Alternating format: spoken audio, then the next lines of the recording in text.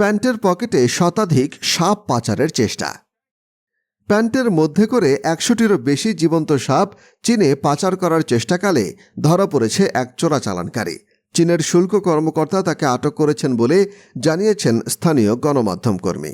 তবে তার পরিচয় প্রকাশ করা হয়নি।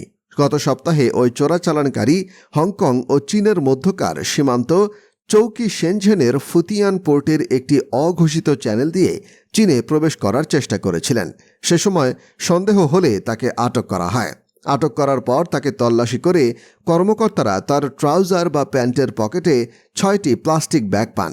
ব্যাগগুলোতে বেশ কয়েকটি প্রজাতির সাপ ছিল। গুনে দেখা যায় সাপের সংখ্যা ১০৪টি। একটি ভিডিওতে দেখা যায় স্বচ্ছ ব্যাগে করে নানা রঙের সাপগুলো নিয়ে যাচ্ছেন কর্মকর্তারা। পরে সাপগুলোর পরিচয় শনাক্ত করেন কর্মকর্তারা। তাতে 5টি প্রজাতির সাপ ছিল। সেগুলো হলো milk snake, western hognose snake, corn snake, Texas rat snake ও বুল স্নেক।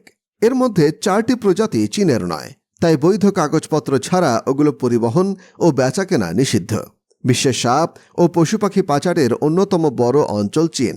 তবে সম্প্রতি এই অবৈধ বাণিজ্যের বিরুদ্ধে ধরপাকড়াও শুরু করেছে দেশটি।